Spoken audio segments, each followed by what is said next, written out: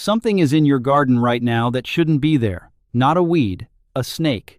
And before you say your yard is fine, that's exactly what people say before they reach into a flower bed and feel something move. Here's what nobody tells you. Snakes don't wander in by accident. They're pulled in by your plants, specific ones that create shelter, trap moisture, and serve up a food supply.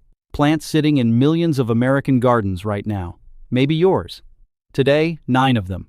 What they are, why snakes love them, and what you need to do about it. And stay with me because number 4 is one almost every gardener has and almost nobody suspects. Let's start with English ivy. Most people plant it because it looks good and it covers ground fast. That's exactly the problem. Those thick, dark vines don't just hug the ground, they seal it off. What's underneath is invisible. Cool, damp, completely hidden. And for a snake, that's not just shelter, that's a home. But here's what makes ivy worse than most plants on this list. It doesn't just hide snakes, it feeds them. The moisture trapped underneath pulls in slugs, insects, and small rodents. So while you're looking at a pretty ground cover, a snake is looking at a buffet with a roof over its head.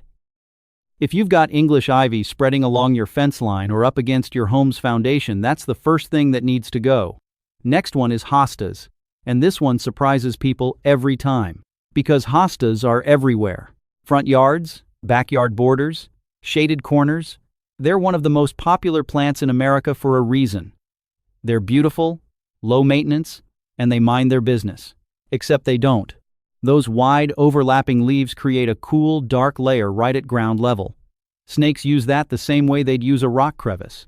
A shaded resting spot where they can sit completely still and nobody walking by would ever know, and it gets worse. Hosta beds attract slugs and frogs, 2 of the most common things smaller snakes eat.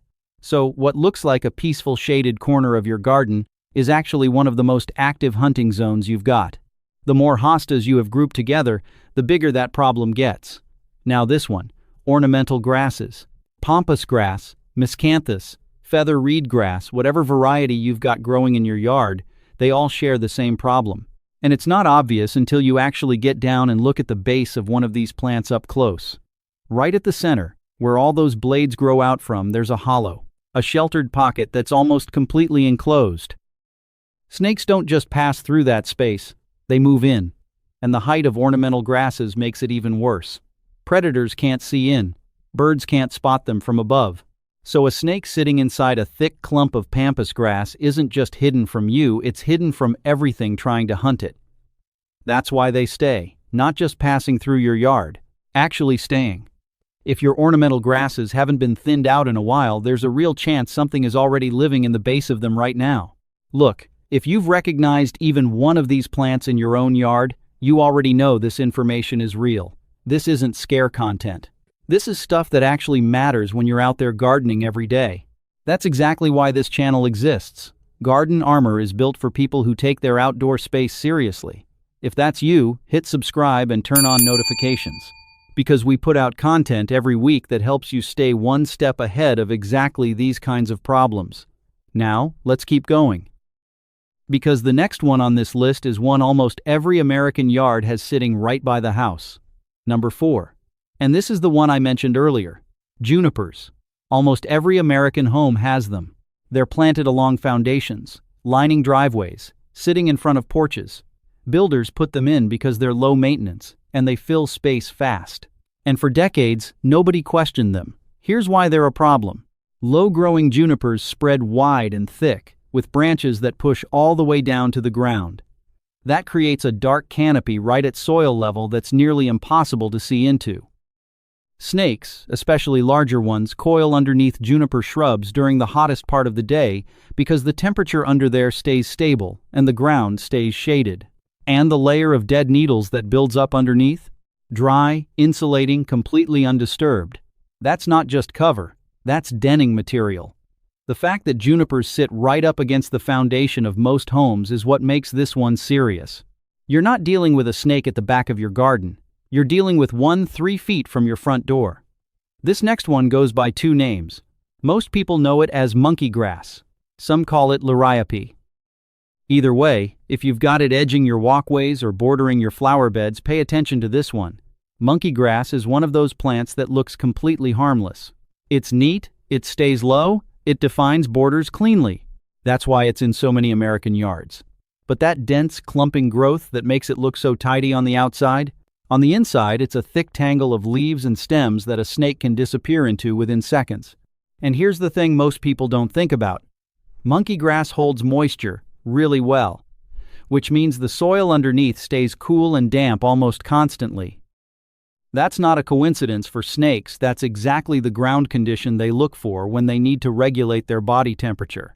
So what you've got lining your walkway, the path you walk every single day, is a plant that stays moist, stays dense, and stays low, right at ankle level.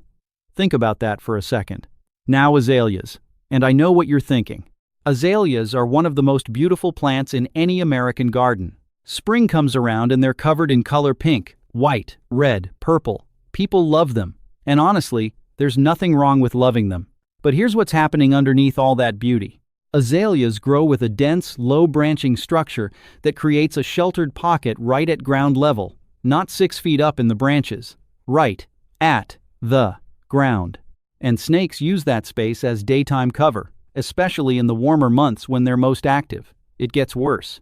The leaf litter that collects under azaleas, and it always collects, because of how low and dense those branches sit, that litter harbors insects and small prey.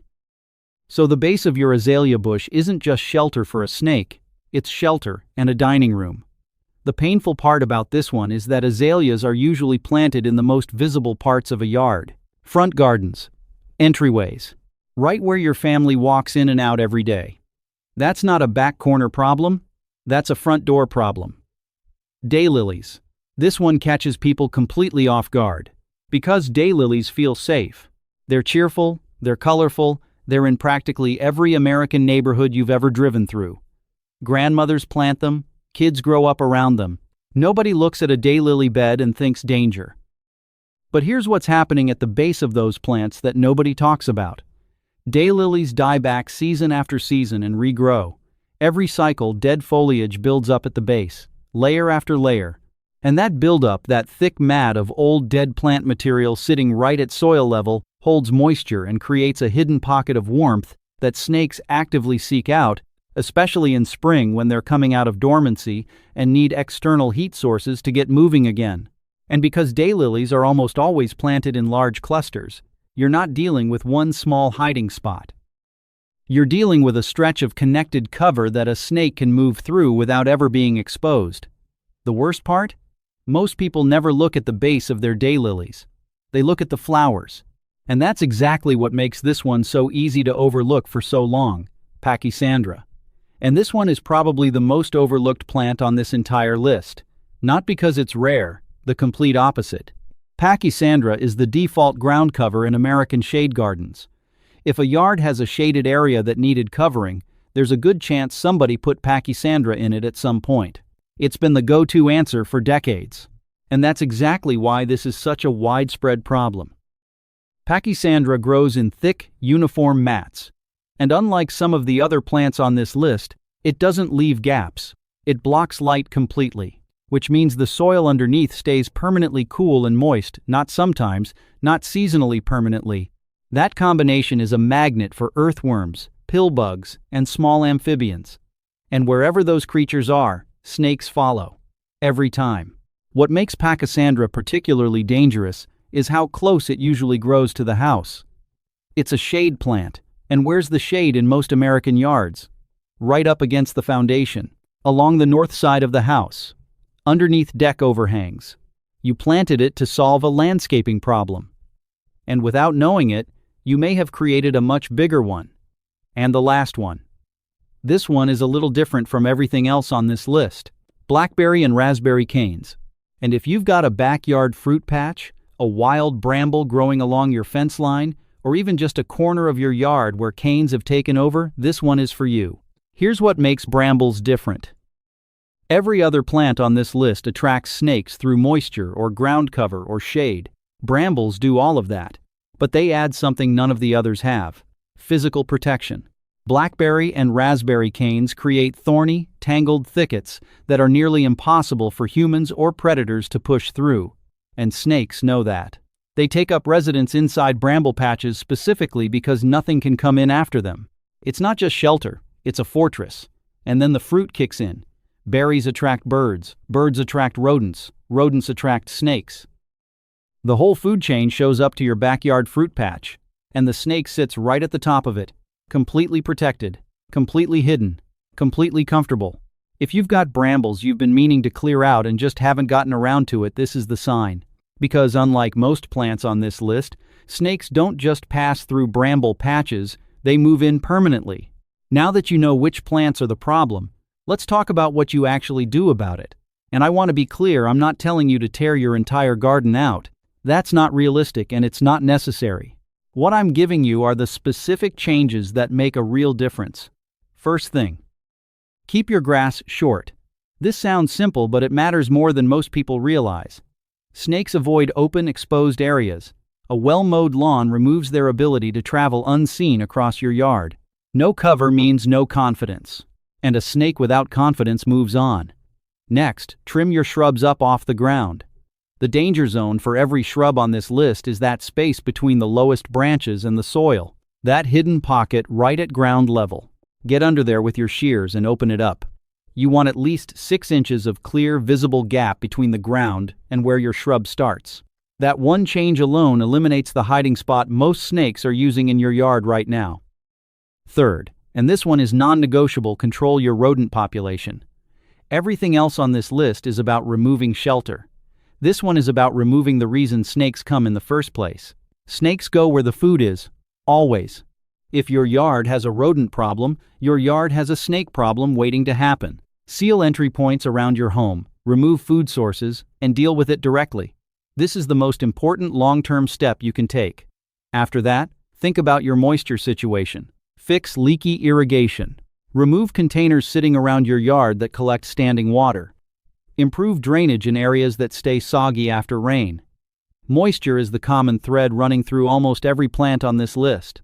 Reducing it changes the entire equation. And finally, create a gravel border around your home's foundation. 2 to 3 feet of rough exposed gravel between your garden beds and your house. Snakes dislike crossing it because it offers no cover and no comfort. It won't stop every snake, but it significantly reduces the chance of one making it all the way to your structure. Simple, low cost, and it works. Now here's where it gets practical, because some of you are looking at this list thinking, okay, so what do I actually plant instead? And that's the right question. A garden still needs ground cover. It still needs shade solutions and border plants, and something that looks good while doing a job. So, let's talk about what works without creating the problems we just covered. If you've got English ivy or pachysandra carpeting your shaded areas, swap it out for decomposed granite or river rock. It covers the ground, it looks clean and intentional, and nothing lives underneath it. No moisture trap, no hidden layer. Just solid, visible ground treatment that actually makes your garden look more designed. For ornamental grasses, you don't have to give up the look entirely. Just go smaller and tighter. Blue fescue is a great option. It stays compact, it doesn't develop that hollow center base that larger grasses create, and it gives you that soft, textural element without the risk. If wide-spreading shrubs are your thing, start looking at columnar varieties instead. Upright growth. Vertical instead of wide. They don't create that ground-level canopy that makes shrubs like junipers and azaleas such a problem. Same visual impact. Much less risk. For your shaded garden areas, instead of hostas and ferns sitting directly in the ground, consider raised planters or elevated container gardens. Lifting plants off the ground entirely eliminates the ground-level hiding zone. It's that straightforward. And one thing most people never think about: lighting. Solar-powered path lights and motion sensor lights around your garden borders change the dynamic completely. Snakes are most active at night. A well-lit yard is a yard they're far less comfortable moving through. It costs almost nothing to set up, and it works around the clock without you having to do anything. Last thing. Along your sunny borders, plant lavender, marigolds, and lemongrass. These plants are commonly associated with a natural deterrent effect through strong scent. More importantly, they don't attract the prey species that draw snakes in, so you're not just adding a deterrent. You're actively breaking the food chain that brings snakes into your garden in the first place. That's all 9 plants. And now you don't just know what to watch for, you understand why. And that understanding is what actually keeps your garden safe. Not luck. Not hoping you never run into one. Knowing exactly what creates the problem and dealing with it directly. That's what Garden Armor is about. If this video helped you, and I genuinely hope it did, hit the like button right now. It takes 1 second, and it helps this information reach more homeowners and gardeners who need it just as much as you did before you clicked on this video. And if you're not subscribed to Garden Armor yet, now is the time. Hit that subscribe button and turn on your notifications. Every week we put out content that helps you take your outdoor space seriously, because your garden should be a place you enjoy walking into, not a place you hesitate before stepping out the door. Drop a comment below and tell me which of these 9 plants do you currently have in your garden right now. You might be surprised. Most people watching this have at least 3 or 4 of them growing today without even realizing it. Let's get that conversation going. Thanks for watching. Stay safe out there, and we'll see you in the next one.